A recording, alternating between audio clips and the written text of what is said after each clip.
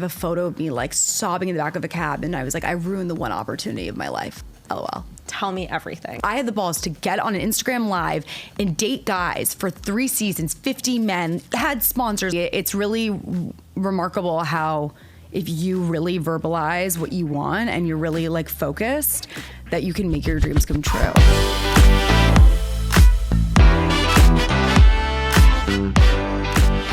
I've been holding it in because I've been waiting for us to be on air, but the last time you were on the podcast, I feel like just the change that's happened, the progression is crazy. You just announced a TV show, which is insane. Tell me everything. It's so great to be back and to see you. And you've also just been incredible. All your success. It's like been so amazing to see. Thank you. Yeah. I mean, 3 years ago, NBC Universal called me through my agent and was like, we are picking 11 creators to walk them through the greenlight process. It's a creator accelerator program and you'll be able to pitch a show. And if you get greenlit, like you'll make it. And I was like, what? Because for me, like that has been my dream come true. Like when I wrote my Common App essay for college, it was all about wanting to be a filmmaker. So, this path of card games and live dating shows and Joe and the Juice smoothie, like it all like really led to this moment. And so I started the program. I fell in love with the other creators. They're all fantastic. And they did such a great job like picking them. And then I went through the greenlight process and I was greenlit in May 2023. And then the writer's strike happened. I was one of 4 creators to get greenlit. And then the writer's strike happened. They were like, the program is on pause. No. See you later. And I literally it was like my dream. I was just like, wait. No, but I was so close. And I hadn't been able to post about it. Nothing, never announcement. And when I did the announcement, I have the FaceTime of telling my parents, I was crying. It was such an amazing moment. But then the writer's strike happened and they're like, everything's on pause. And I really at that point was like, okay, it's not happening anymore. Like I have to, it didn't work out. The universe obviously has different plans. And instead of waiting around and waiting for it to end, I, dived into a Substack. I launched another card game. Like I just worked on my brand. But were you like, okay, it's not worked out the way that I want it to, but this is still my long-term end game goal? 100%. Yeah, there's not even a shadow of a doubt. I started also writing a feature screenplay that I'm almost finished. So I was just like, you can't, hold on to one opportunity. You have to have a lot of balls rolling at the same time. I don't know if that's the right expression, but really, truly, you can't have all your eggs in one basket. And so I was like, okay, this is on pause. What can I do? Because I was kind of waiting to start, to get ready to film, to really develop the show out. And, and so I launched another card game, Let's Fucking Go, which is like the platonic version of my dating game, which was amazing. I started SFK TV, which was like a subscription first kind of video podcast, which I actually realized that I didn't really like doing and it wasn't really working. It just didn't bring me joy. So I pivoted that into what I actually love doing, which is writing. And I launched my Substack, The Plot. And that led to just really honing in on my brand. And I was really happy with what I was doing. And then I got a call in August. Hey, the program's back on. You're shooting in December. So that was crazy. Okay. So when this happens, what do you even do? And did you know that it would take the amount of time it took to develop the show and actually come out with it? Well, what's crazy about it is that when I first started the program, they wanted me to do an unscripted show. They were really they had all the creators had different things. And my thing was unscripted. So it was kind of this docu-style series. And when I initially pitched the show, the whole show is about me, Serena, about to turn 30. Of course, now I'm well into my 30s. I'm 31 now. So okay, well into it, girl. No, but the whole oh my God moment. Yeah. And so the show is about really looking back to my past in order to go to my future. And the way life works out so beautifully was that they actually came back to me. They're like, no, you have to make a scripted show, which was great because that's always what I wanted to do. I've done it unscripted. I did Let's Fucking Date, the live dating show. We've done that. So that was way more interesting to me. And then, I had to really get to work and write the shit out of it in a really short amount of time. And then we shot the show in 7 days in LA with a crew of 40 people. It was insane. I didn't sleep, but I was obsessed. Yeah, it was euphoric. I literally would wake up on set, everyone would be and I was just ready. I was so happy because this was like, I really felt like, wow, this is what I'm meant to be doing. I mean, it absolutely is, because I feel like every single thing, when you announced it, actually, when I got the email from your team, it was right before you'd announced it. And when I saw it, I was not even surprised. And it was because I was like, I've obviously known you for a few years. I've been watching you from afar. And I was like, this is such a duh to me. You know, like, it's like just someone who's come into what they were meant to do the whole time. In fact, you were already doing it. Like, you literally made this work for you. You know what I mean? But like, everything that you've done, I feel like your entire SFK brand has been built around kind of having you do this. Like, you even did like the live like comedy show, right? The live comedy show, which is, a lot of it is in the series as well, which you'll see. So it's called Older, Hotter, Wiser, premieres May 19th on Peacock, which is crazy to say. I'm going to watch it. I'm so excited. Absolutely. It's really wonderful. Like, it's crazy. It's really remarkable how, if you really verbalize what you want and you're really like focused, that you can make your dreams come true. And it's definitely like the starting point to what I hope is just like a really amazing career in this new world where I'm really a writer. I also act in the show. And I'm so you did both. I'm low-key like a great actress, like low-key. Of course. I'm not surprised. I kind of am. I mean, I guess not, because I do it so much in my branded content, but I was like I remember the director, Sam, who's wonderful, came up to me after one scene and was like, "You're a true actor." And I was like, because I really wanted to be an actor as a little kid, but my parents were in the industry and they really were like pushing me away from it. And were like, if you want to act, you have to write the part for yourself, which is ironic because that's exactly what I did. Oh my God, I love that. But also I feel like everything that you produce for reels, like whether it's like a paid partnership or anything that you produce, it's so high production value. And I've seen you do these like I know, I'm waiting for you to hire me. Listen. Our next Array commercial, let's go, starring SFK. You know I want to do a Super Bowl commercial bad. We should do it together. It'd be sick. That would be sick. Array, when we're doing it. Let's do it. Yeah, that would be sick. But yeah, I mean, it's just like that to me. Listen, like, I wish I could do the Get Ready With Me's. I really wish. Like, when I see the Queen, Alex Earl, like pump out that kind of content so fast, so engaging. Like, I'm literally like, I wish I was that bitch, but I'm not. I'm the girly who's doing that high production value out of like a small ad, because that is just what comes naturally to me. Yeah. And I think that part of like evolving and like growing older is realizing like, you're not going to be good at everything, but more so, you're not going to enjoy everything, right? Like, I don't enjoy the getter. Like, it makes me anxious. So I'm like, what do I enjoy? I love writing a script. I love doing the high production value stuff. Like, that's what gets me going. That's what I've always wanted to do. So it's about really leaning into that and not trying to do what everyone else is doing.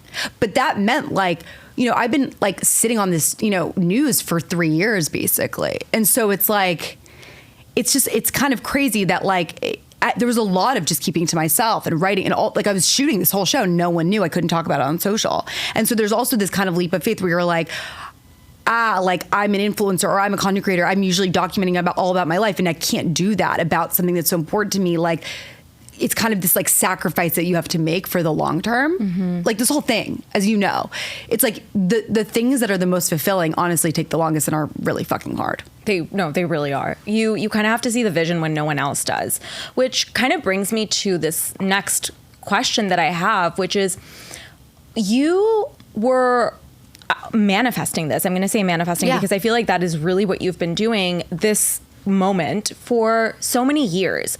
Did you ever have doubts? And what about when people kind of called, like, you know, people say all kinds of crazy shit on the internet, okay? Like, who knows what people say, but like, they're mean, you know? And they're like, oh, like, she thinks so much of herself. And I know that other people, for example, who are taking the path of something a little bit more public, whether it is either, you know, creating their own TV show, wanting to get into entertainment, even wanting to take on a career as a creator, when they have people say these things about them, how do you let that roll off your back?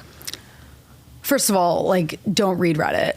And there's actually a whole scene about it in my show, about the character in the show. She starts reading Reddit about herself, like, in the TV show. People do this on, people go on Reddit, and that's like a thing? That people read about themselves? No, people write about other people. Like, I thought Reddit was more so like for reviews of things. Girl, where have you been? Reddit is like, there's like, I guess in LA is different. What? No, like, there's literally like, you never heard of like NYC influencer snark pages? No. What? Oh my God. Wait. I don't want to give it more life than, you know, want to give it No, life. of course. But yes, Reddit is a place for reviews and for things, but it's also a place for people to talk anonymously online about people. So why are people even reading that? It's like such garbage. Correct. 100%. But I think that sometimes, like, you know, when people are talking about you, you have this like curiosity to read it. And I found that, you know, and I commiserate with a lot of influencers who have Reddit, who have read things about them, and it's literally like kind of like self-harm, because you're really you're never going to land on you're never going to land on that page and like walk away feeling good about yourself. However, in general, whether it's on Reddit or whether it's, you know, a comment on TikTok, I don't know. I found that like, it's really, I'm so sensitive. Like I'm really sensitive. I'm an Aries, but I'm a Cancer. So like I struggle with that. And what I've learned is just like, it really is 99.9% of the time always a projection of that person. Like I remember once I posted an Instagram story saying like, one day I'm going to win an Oscar. I remember that. And I was like, go off. And I literally go screenshot this because it's going to happen. And I don't know how I found it, but I did see some people being like, what the fuck is she even saying? Like, who does she think she is? Like all the things that all the mean things you could take from that. And I was just like, okay, but I'm going to do it. Like, I don't know if I take it as like fuel to prove them wrong, but also like, why are you so hung up on like my dreams and what I want to do? Why don't you do that for yourself? Also, I feel like when someone vocalizes that, I'm like so excited for them. I'm so excited to watch you do it. That's because you're secure in yourself. And that's because like you believe in yourself. And I think a lot of the times if like you don't feel good about yourself, then when you see someone else accomplishing something or having the courage to say that they want to accomplish something, it makes them feel like low and sad and insecure. And I think it's about like my success. I can be successful and so can you. And if anything, we've seen that like TikTok and social media has shown us that literally anyone can find success on this app. But a lot of the time you have to also not give a fuck about being cringe, not give a shit about like what people might talk about you. Like forever people have been talking shit about me. I'm like, so? Well, also I feel like no matter what, you will be cringe until you make it. And then everyone's like, oh, overnight success. Like, you know what I mean? I mean, 100%. I look at old clips of my podcast and, you know, I'm like, it's fine. It was cringe. No problem. I'm okay being cringe. My dating show, which is like literally like spun into card games, going to span into a book. Like, those episodes are like beyond cringy. And it's like, okay, but I had the fucking balls. Like I look at myself in 2020, I'm like, I can't believe I had the balls to get on an Instagram live and date guys for 3 seasons, 50 men, had sponsors. Like I was drunk, I was live, there's no editing. I was so free in that. And like, I really like look up to myself in that era. Cause I'm like, you really didn't give a fuck. And I think that is like what I try to lean into a lot, because that idea was kind of cringe, but then it became successful. And that's just how you build and build and build. But you have to really let go, because like people really aren't thinking about you ever. They really they don't care. And if they are, it's probably a projection of how they feel about themselves. I agree. You know, we like in startup land, there's like the concept of launching fast and iterating, right? Where like you launch with, you know, whatever you have, and then you get it out to people, get the feedback, and then you kind of improve upon that product. And I feel like that is kind of what you've done. Like with your first live dating show, I feel like you just put the product out there and then you kept improving and iterating and learning and taking that feedback and just leveling up. The first episode of that live dating show, we had like eye masks on so we couldn't see each other. And I literally remember me like clicking, like I couldn't find my wine. I couldn't like click. It was just such a mess. And we're like, okay, no, like take off the mask like for episode 2. With the card games, I ordered 250 decks. I was like, if people buy them, great. If not, whatever.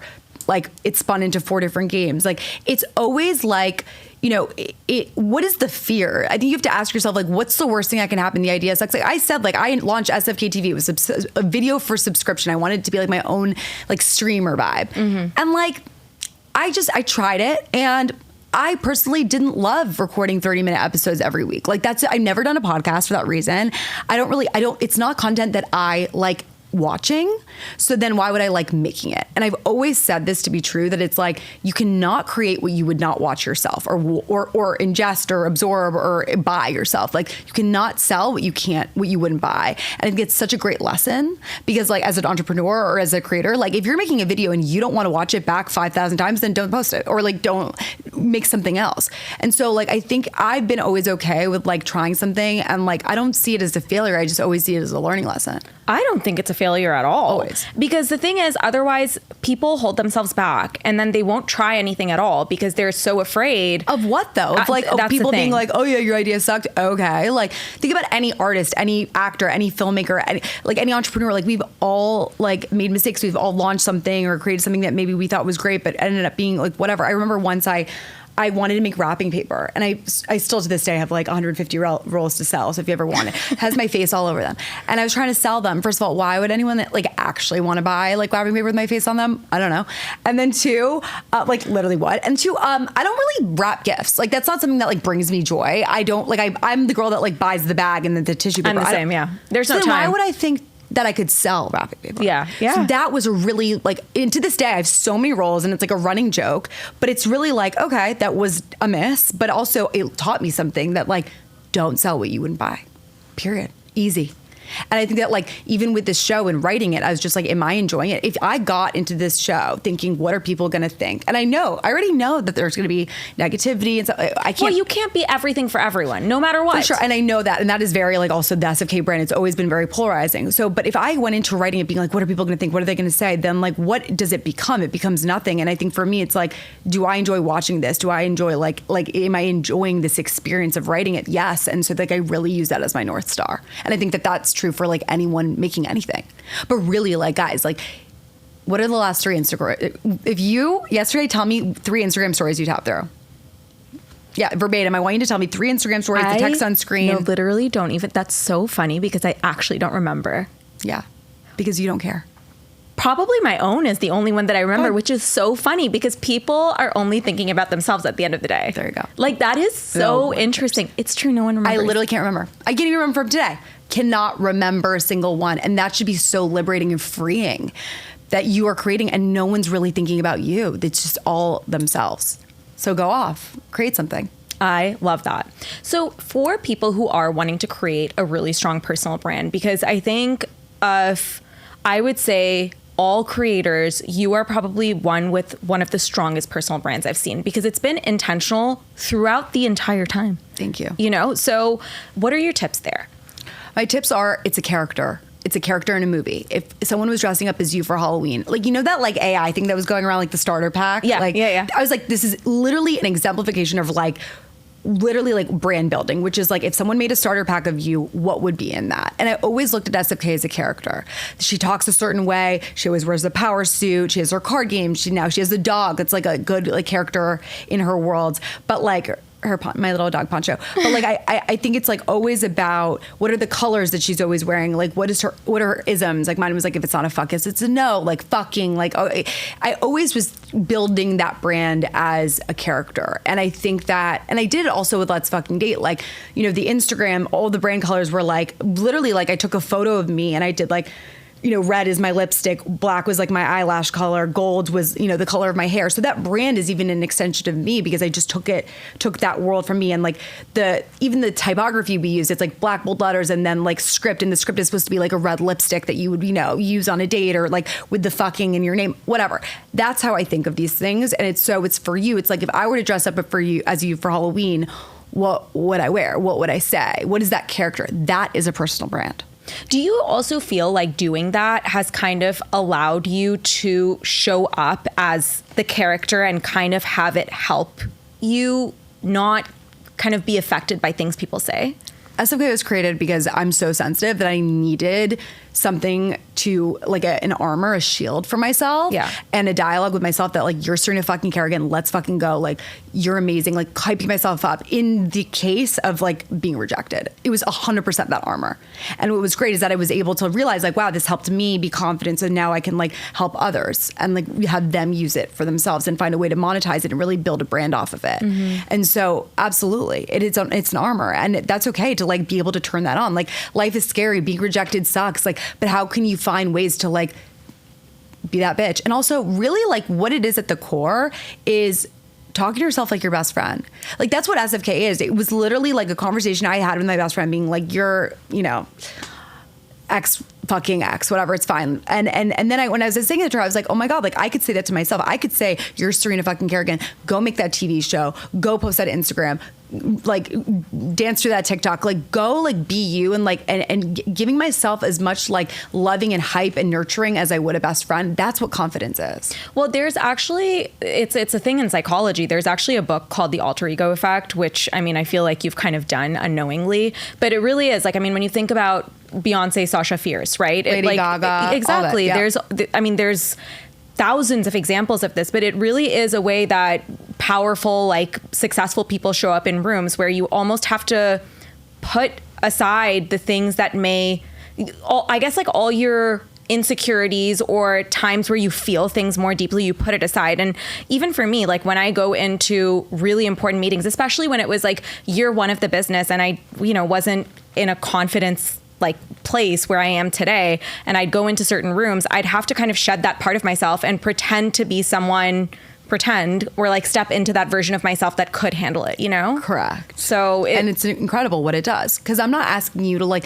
so that's the thing too, like I put the queen of confidence in my Instagram bio, and to this day people love to be like, well, if you were really confident you'd be like X, or you wouldn't do this, or like, and it's like, I'm not saying I love myself 24/7 at all. I'm just saying, for me, I wanted to build something that I could like look up to, and like the queen of confidence is who I want to be.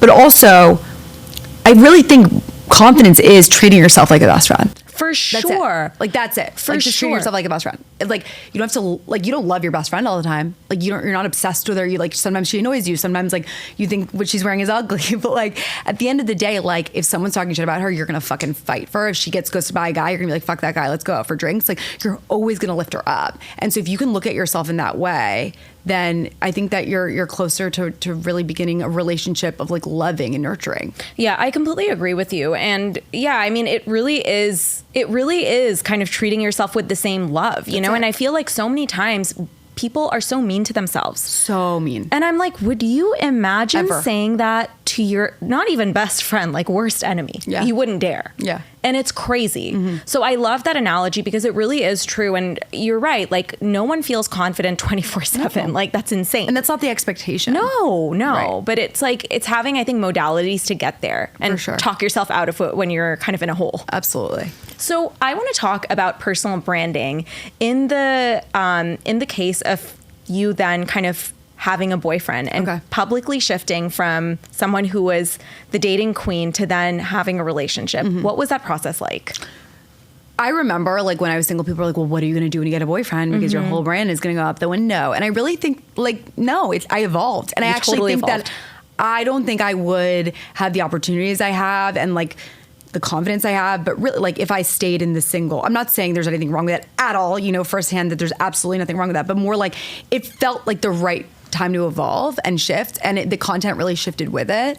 I think for me, like I feel like I'm in a much better place giving advice, but also like I'm really learning too. Like I'm learning, what does it mean to be in a healthy relationship? What does it mean to like, I grew up with divorced parents when I was 2, so did Felix, my partner. So we both grew up in a very similar upbringing, like extremely similar. Our moms are both foreigners. We're both bilingual. We both grew up in the city. Our parents both got divorced when we were 2. Like we're both only children. It's really nutty. We're both born on the 22nd. No, it's so that's really crazy. Our dads are both like artists who are like it's American. It's so nuts. And we're 6 years apart. And our parents are both 6 years apart. Like it's so weird. Oh my gosh. Yes, it's insane. But anyway, the point is that like I didn't grow up with a real a role model for a relationship. And so I thought like, being in a healthy relationship means like no conflict, for example. And like, as I learned, like actually no, it means like, how do you work through conflict? Totally. And like, you're gonna fight, but it's like, are you both like fighting to get from point A to point B? As like, you're trying to like, it's like a negotiation. Like you're trying to like get to like an end that's successful and health and good and loving. Like we talk things out into the ground when we disagree because we want to reach a place where we're at peace. Of course. And so for me, like I remember being I think I was more nervous about. So ridiculous. But I was actually, the most thing I was nervous about with Felix was the age gap. Like I thought people were going to freak out that I was 6 years older. And like, it's so stupid now because especially because our parents are also both 6 years apart too. So like who fucking cares? And also it's not even a big deal. And also if a man was dating a woman 6 years younger, no one would fucking bat an eyelash. So, that was the thing that I was most anxious about. But I really it just hasn't come up. And I've learned also that I had a prejudice about age. And I always I set my hinge to I didn't even set it to my age. I always set it to an older age. Everyone was like, you have to date older because you're successful. You don't want to intimidate a younger guy or a guy your age. They won't get it, of course. And I remember that when I went on Felix's podcast, which is how I met him, I was talking about how I'm too much for men and I needed to tone it down. And he was like, for the right guy, you'll be the perfect amount. Aww, which is really cute. I love that. And to that, I said, are you hitting on me? I'm down. He was like, no. But yes, and that's literally how we met, and that's how the relationship began. But he was so right in that, you can't. I was so I was so big on my alter ego, SFK, and then when I would get to these dates, I was like, who am I? Who do I be? Mm-hmm. And what I realized is you really just have to be yourself, when you're dating someone, and I think it's been a really nice. It feels like it's evolved nicely. It feels very real. I really like it because I also think I think getting advice from someone who's in a relationship when you are either starting a relationship or you're deeper into it, or maybe you're even aspiring to be in a healthy relationship, I think it's really nice to get that perspective as well. And it's really interesting because I feel like you've been able to give advice on both. And something that I really loved about your content when you were dating is that you seemed like you were having fun dating, and then also I think the growth that you've experienced whereby your whole thing was don't settle, don't settle for the fuckboy, don't settle for these fucking games because we're too good for that. Right. Everyone's too good for that. You actually fucking walk the walk. Right. But there was a point when I was saying that advice, and then I remember comments being well, you're not even in a relationship, so who the fuck are you? And I was like, oh my God. I hope. Well, I was like, first of all, those who can't do teach. So I'm an amazing educator. But two, I was like, fuck, I hope that this works. I hope I'm right. And then when I got into the relationship, I was like, no, I was fucking right. And I do fully believe that so much of dating is, and I'm writing a book right now called Let's Fucking Date, and it is literally a guide to dating. It doesn't come out until fall 2026, but I've been writing it, and really the whole ethos of the book is making dating fun again. It's about making it fun. Every time I speak to women, they're like, dating sucks. It's so hard. It's really rancid out there. I'm like, no. So much of success is mindset. We are successful because we we talk about it, we verbalize it. We're we're gonna fucking get our bag. So, but then when we go to our love lives, it's such a different energy. It's really negative. Yeah. And I get it. I know firsthand how bad dating can be. I was single throughout the majority of my 20s, if not all, really. And I know, I literally know how difficult it is and how frustrating it can be. But you gotta really trust that when you're ready, the opportunity will come for you. And if it hasn't happened yet, it means that you have more work to do with yourself.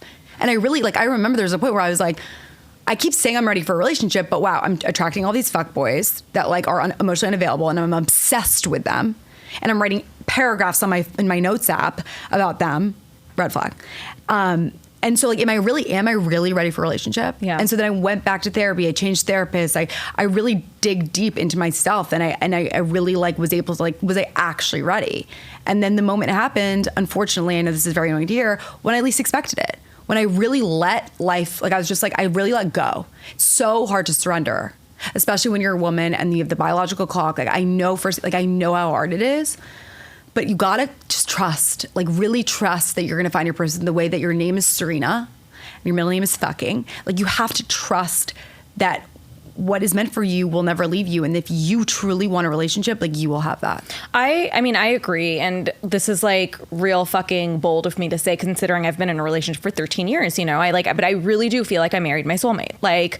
I'm with my soulmate, and I feel everyone deserves that, and I think people shouldn't compromise, because I feel it's interesting. I feel your relationship is one of the pillars of your life that should be a foundation. You don't need drama there. You'll have drama at your fucking work. You'll have drama with little things that come up, but your relationship should be uncomplicated, not without conflict, but uncomplicated. There needs to be the bare minimum can't be the floor. You know what I mean? Could agree with you more. I recently got off the phone with my friend, and he just started a relationship. And when he called me, he was like, it's just been so hard. It's been so hard, combining friend groups, and I'm busy and he's out. And I literally thought to myself, that's not a good sign. The beginning should feel, Euphoric. It should feel, and not in a like up down way, and more just a like, it's so natural. It flows. And literally a week later, he called me and said, we broke up. And I was like, I said, I thought that was going to happen because you deserve a relationship where it should not be, as you said, life is hard enough. And I think that, for me, like, I just remember, like, I would fall in love at first makeout. I like literally like would be, and I have my diary, and thank God I kept a diary because now I'm writing this book and I'm literally like, oh my goodness. But I would just, I'm a storyteller. Like, I would write that rom-com, like, and there's not a lot of com. There's just like rom, but like fake rom. Like, I don't know. I guess it's more com because it was funny now to read. But I would just make up these like elaborate, like, it's incredible, my like POV on the first and second. And then I keep scrolling my notes up. And I've been keeping this notes up. I've been really keeping a diary about my love life since my first hand job or kiss. I think it was my first kiss, and then the first time I gave a hand job, which was like an octopus. I can't even tell you. I can't even.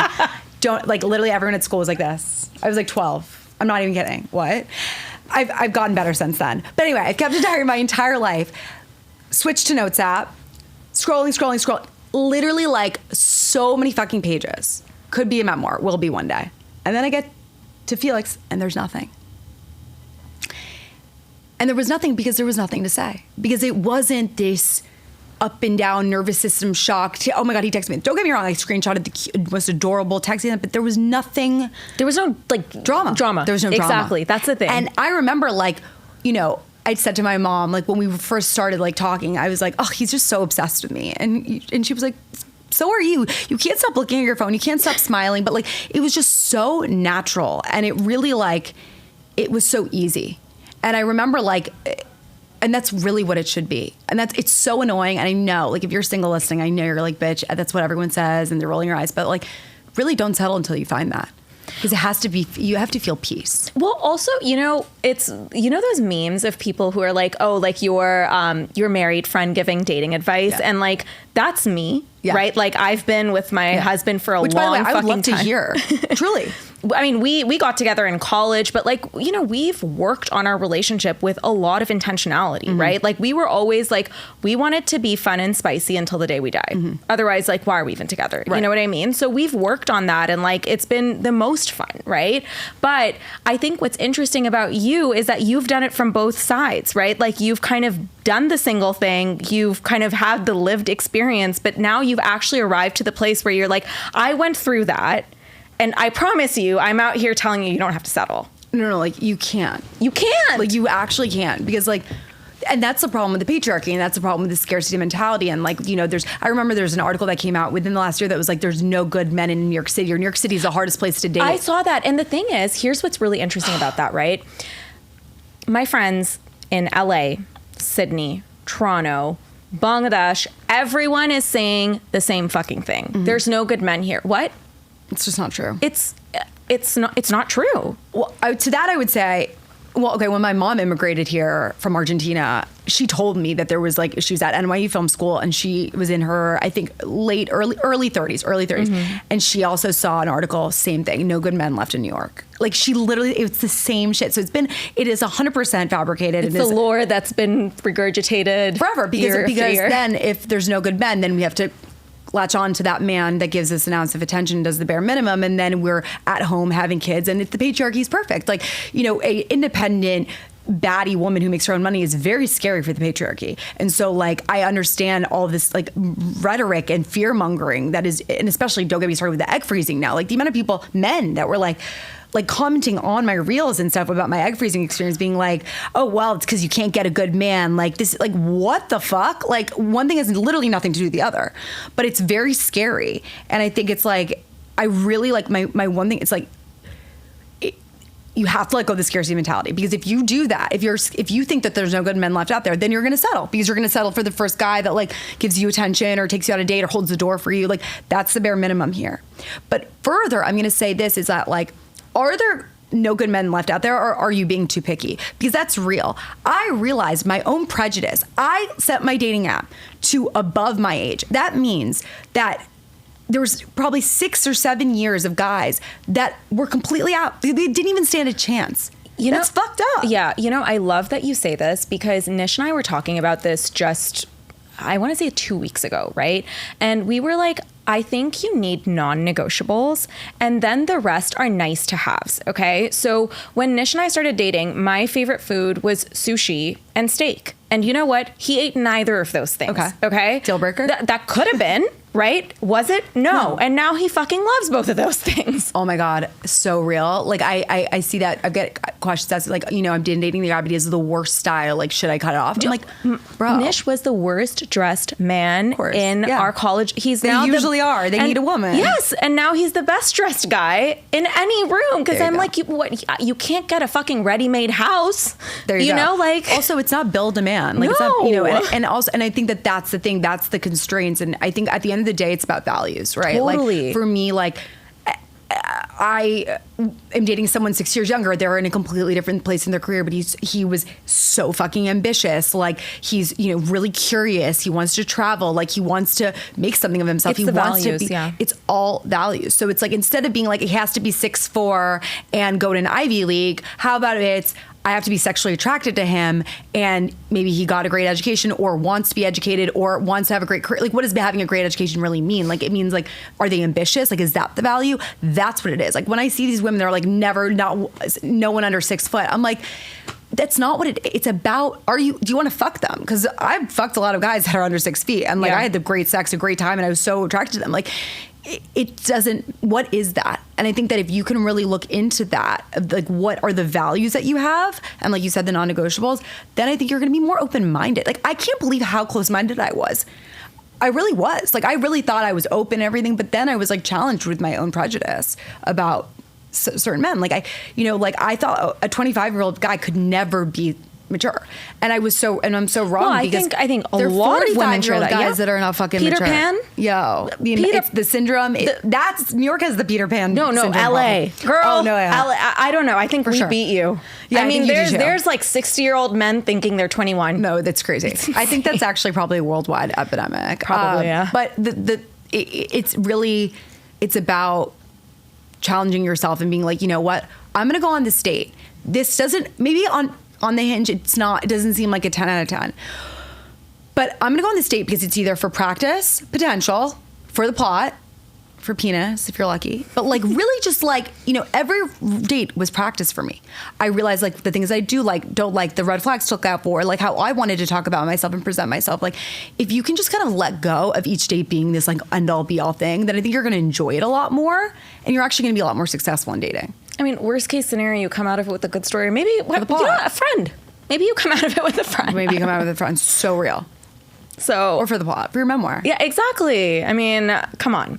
Okay, so I want to take some time to go over audience questions because we have a few. Okay, so the first question is, can you share the process of getting a book deal? Yeah, absolutely. So I was trying to write a different book for years. Like, I think since 2021 is when the idea came out. And it was really more of a memoir. I was saying it was a collection of essays, but it was a memoir. I was trying to be like, okay, this is funny. This is where like trusting the timing of your life is so important, because I did not want to write a how-to book. Because I was like, who am I? I'm single. I can't write the dating book. I can't write the confidence book. Like, I cannot tell people what to do. So I was like, I'm going to do the opposite, where I'm going to write about my life and the lessons I took. And I never wanted to write that book. Like, I just was like, I was not motivated. And again, you always have to feel when it comes to projects, or get like back to, if you want to create content or be an entrepreneur, the feeling you get, which I know you can relate to, right? Like, yes. Like, are you like energetically feeling good about this? That gut, like you've probably walked away from things before. You can't, like, for the way that we do things at Array, like a lot of people are like, what's your secret sauce? I'm like, it's my gut. It's your gut. Like, if I don't like it. It's literally your gut. Literally. But if I don't like it, if it feels off, if it doesn't feel aligned to my values, it's a no. So that can't convince me. If it's not a fuck yes, it's no. So for the book, I was really like trying to redo it. And it was like, I felt like, are you recording me as I speak? Mm-hmm. Girl, I can't do two things at once. Go. Okay. For the memoir, it was a memoir essentially. Like, I just didn't feel good about it. Like I kept going back to the doc and I'm like, oh, I'll get to it later. And I think that you really like always go towards what feels like magnetic to you and like your energy, like what feels good. Literally, like just ask yourself what feels good. This isn't feeling good. Do not force yourself to do it. Even if you've committed, even if like you've paid someone, in the end, it's a grave mistake. And if I had stuck to that book that I was writing, I would be really anxious and stressed and it wouldn't be a good book. I wouldn't be able to sell it. Why? Because I realized then, sorry, I know this is a long-winded answer. I went back to what are the books that I like? I don't read memoirs. I've actually only really I was an English major, so I've read a lot, but I really loved Jane Austen, any kind of love story, and dating books, how-to books. I read every single one. Why Men Love Bitches, Getting to I Do, Get the Guy. I've read them all. I loved them when I was single because I needed someone to slap me in the face and tell me what to do. And I'm spiraling. Oh my God. Like I love that book, right? And then I also love murder mysteries. And maybe that'll be my next thing. But I realized that, like, again, you cannot sell what you wouldn't buy. So I was like, okay, I don't really read memoirs. I'm not really into that. Like, I don't want to do that anymore. And so I called my agent and I was like, and by the way, like, I really tried with this. Like to the point where I actually hired a writer to help me and I fired them because I was like, oh, that's not good. And I realized it wasn't their fault and it's all good. I paid them, but it wasn't their fault. And by the way, that was an expensive mistake. I hired a writer, contracted them to help me figure out that book. And I ended up letting them go. Not even thinking it was them. It's just like, it's not working. And then that was a really expensive mistake, not a mistake, but more like an expensive lesson where I was like, okay, it's not that this isn't fitting. And I realized it's just the book wasn't right. The material wasn't right. And so I called my agent. I go, I don't want to write this book anymore. Like, let's put a pin in it. I have other projects that I want to work on. And she was like, okay, well, what book would you want to write? And I was like I want to write a dating book. I want to write the book that like I was obsessed with, that I had been obsessed with, but from a really fresh take of like my point of view, my brand, the way, my voice. And also in 2025, like in this kind of landscape, but not a book that is trying to, say wear your hair like this and like don't text him that. It's not. It's about what we've been talking about, bringing the fun back in dating and really like enjoying yourself. And so I ended up writing that proposal completely by myself. I wrote it in 2 weeks. It's 30 pages. Like it flew the fuck out of me because it's all the advice I've been given. You were meant to have it. It was meant to be yours. It's meant to be, and it's just like it was so fun. So I literally have been, and so then it's the process works. So we send it out to publishers, and then they basically don't take a meeting unless they're prepared to make an offer on the book, which is kind of like you wouldn't think, right? You would think like they want to meet you, and then they'll make the offer. They already knew. So we got I think about 4 or 5 of the publishers, all from the big ones, and we had the meetings, and it was even more fun talking about the book in the meetings. And then I ended up with Crown Imprint at Penguin Random House, and my editor Lori has been a fan since the dating show. Came to my live shows at the Gramercy Theater, told me the reason she has a boyfriend is because she followed my advice. So for me, energetically, magnetically, it hit. And I've been having a ball writing this book, truly. Like, it's just like my advice. Like, it comes right out of me. And so that's a very long-winded answer of how the book deals. I love that, though, because I feel the same way where I'm like, if it doesn't feel like authentically me, I can't get myself there. I can work really hard, and I'm a fucking hard worker. But that's the thing. If it's not right for you, it doesn't matter the kind of hard worker you are. I feel like it's not meant for you. Truly. And so it will just feel so much harder than it needs to be. It was so fucking hard. And then I knew it was fucked when I hired a writer who's like, these writers are amazing. Like they're known for, and we, like, I couldn't do it. I was like, this isn't right. And I was like, it's not right because like, I'm not meant to write the memoir at 30. Stop. I meant to write the memoir maybe like at 70 or 60 or like later in my life. And like, but then I realized that like, okay, wait, now's the time to write the how-to book. Now I feel in a position of like, not authority, but more like I learned so much and I want to give you the advice. And like, whether you like it or you think it's bad, whatever, that's like to each its own, even though I know I'm fucking right.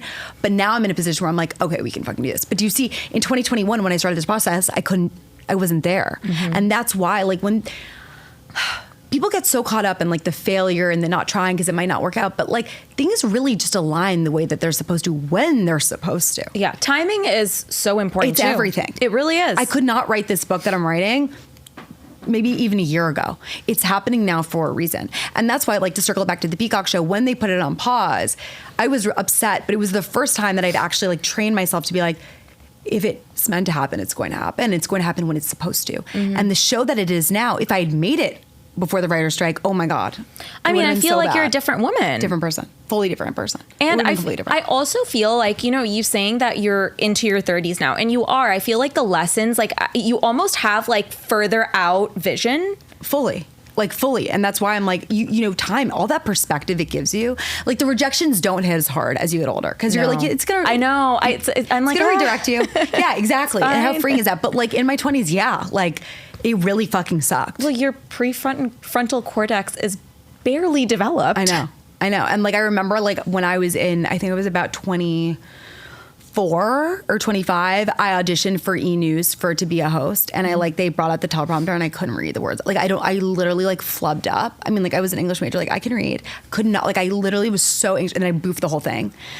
And I didn't get a call back. And I was like, remember sobbing. I have a photo of me like sobbing in the back of a cab. And I was like, I ruined the one opportunity of my life, of my career. LOL. I love that you share that because, again, people will look at someone like you and be like, oh, you know, it's hell no. So easy. There she is. But it's true. Like for you, there's so many rejections that people haven't seen. There's so many redirections. For sure. And also that's the thing too. Like, I think that people think like, oh my God, she got a book deal. So like, she just like came up with an idea for a book and like, she got the deal and like, do you see like how there were so many iterations? I hired someone, fired someone. Like, I was like, oh my God, something's wrong with me. Like it was such a mind fuck. And it's so success doesn't look like this. It's like, so jagged. It's so crazy. But that's why when you come at the end, you're like, this is like supposed to be happening now. And that's also life. And unfortunately, you ain't going to learn that until you just get older. Truly. That's what aging is. It's a privilege. It really is. Okay, next question. Do you have any good relationship advice as you're in one, I guess? Yeah, I think that it is communicate. Like every question I got on my Instagram, it's always like, I want to tell him this, but I'm scared. No, like you have to be with a partner that you feel safe to tell anything, to share everything to. Like my partner knows me honestly better than I know myself. Yeah. He can predict a reaction of mine before I even have it. Like, it's crazy. He knows me so much, but he loves me so much. And like, that's what it, like to be loved is to be seen like fully, and like, don't settle until you find that relationship. And then once you're in that relationship, like it's about communicating. You don't have to get upset. You don't have to like assume that, like, it's really about like calmly, like communicating your needs and your wants in a way that's like from a, I feel this way, and less of a, like, you didn't do this way. You know, it's funny. The communication piece is, and trying to get to the right solution, which allows everyone to feel like seen and heard and just get to the right answer. So anytime Nish and I have like a heated discussion, we'll always, do you watch The Office, or have you ever watched it? Like, I know it. Okay, so there's this scene where there's like a big thing going on in the office, and Michael Scott, who's like one of the main characters, he's like, okay, we want to reach a win-win-win. And so like anytime it gets heated, we'll like reference that just to like bring levity to the situation. I love that. And you know, it's like, why are we fighting? We're wanting to get to the right decision at the end so we can talk it out, but there's no need to like yell or like get upset. Like, we're at the end of the day wanting the same end goal, you know? And so you just have to find a path that gets there. 100%. Also knowing that like at the end of the day, like your partner wants to make you happy. Exactly. And that's why, again, the beginning of a relationship, if they ain't making you happy in the beginning, oh God, forget it. You are in for... yeah, you're fucked. And people would say that to me. I'm like, but like what? No, but it's so true. And ultimately, like, you have to trust that your partner wants to make you happy, and they're not going to get it right every time. And like, we all have our shortcomings, but it's really about like, you know, communicating what your needs are and working together as a team. Yeah. And I also like, I know that, you know, are in also a working relationship, and I do that with Felix as well. Like, we're building our own company right now. Like, we work together on a lot of brand deals for Poncho. Now he's a star, and like, we're doing that. Poncho's my dog, by the way. So like, he's so cute. He's an amazing follow. He's an amazing follow. He's like 80K on Instagram. No, like, I'm crushing for him. Because I'm building his brand. His brand is like, he loves Birkins. That's it. And his parents are like, he hates his parents, but that's fine. But we also like work together. And I know a lot of people say you're not supposed to work with your partner. And I think that's, for us, like, we love work. Yeah. And like, when we work together, like, we get so excited about it.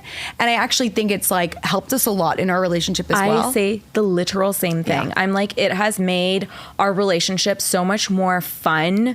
It just gives it so much depth. And then also, I think that when you work with someone, you go they feel everything with you. It's a different kind of dynamic that you have. And I'm not saying that this works for every couple. I think you need to be really self-aware to know that it either works for you or it doesn't. Right. But when it works, like, I agree with you. I think it is it's the best. I love working with Nish. Totally. And same. And I think it's like really about like, you know, you learn like just respect and like, and trust. It's trust, a lot of trust. And a friend of mine, like her parents have been together forever, and I always ask like, what's the secret sauce? And and they were like, we've always had projects. So we had the kids, and then we had the house that we did together, and then we had like the business, and it's the projects and having that teammate, that partnership, like that's what you could only dream of. And that's why when women come to me and they're like, like everyone's telling me to tone it down, like my success is too much for men, like they're too insecure, like what should I do? Like I feel like I'll never find a man who, I'm like, bro, like that's the kind of guy you want to be with, who like wants you to like makes you want to shrink. This is major small dick like, energy. That's so lame. Oh my God. And like, I'm not gonna lie, like I was on those dates where they'd be like, don't put me on your little TikTok. Like, and I was like, shut the fuck up, I make more than you, or I will. Like, ew. Like, fuck you. You know what I mean? Ugh. But I would get really in my head. I would be like, don't look at my social media. Like, why? Like, I should be proud of my social media. I should be proud of what I built. But also, if that guy is making you feel like you need to hide that part of yourself, or any part of yourself, then that's a red flag to me. The editing I would do. Like, I would literally, and I knew, this is how when I was texting Felix I never in my life said, what should I text back? Maybe when I'm in like a fit of rage and I'm like, take a deep breath. You know what I mean? Because I do that. But that's because I'm an Aries. But never once screenshotted a text from him. Never once shared it with a friend. And every other guy did. Every single guy would go, what should I say? If you type in, what should I say? What should I respond in my phone? Pages of it. I could not trust myself. I could not. I couldn't trust that I would say the right thing. And that's how you know it's not the right guy. Love that. Okay, last question that we have time for. How can you have a conversation about exclusivity? I think back to what we're saying, it's about communicating your feelings. At the end of the day, like I think that heterosexual men, like know pretty fast if they're going to want to date you or not. Yes. So I think that like if you, and by the way, like I think the reason why you wouldn't bring it up is because you're afraid of being rejected. But wouldn't you rather be rejected and then move on to someone else and like stay in that wishy-washy like middle? I would rather know. Are you into me or not? People wait like years. No. That's insane. I'm like, no. It's not a time thing. No. I think it's about like and also if you're confused about how someone feels about you. You just don't want to know. You don't want to admit but you know. And just say, like, I have feelings for you. I want to see where this goes. And if they say, I disagree, or like, I just want to keep it casual, you have your answer. And it really is sharp and it's like a slap in the face. But then you get over it and you find someone else. And there's always someone else. There really is always someone else. Love that. On that note, tell everyone where they can find you. This has been so fun. Serena Kerrigan is where you can find me. My show, Older, Hotter, Wiser, comes out May 19th on Peacock. And my book will come out fall 2026. And that's called Let's Fucking Date. I cannot wait. Thank you so much for having me. You're a queen. Thank you for coming.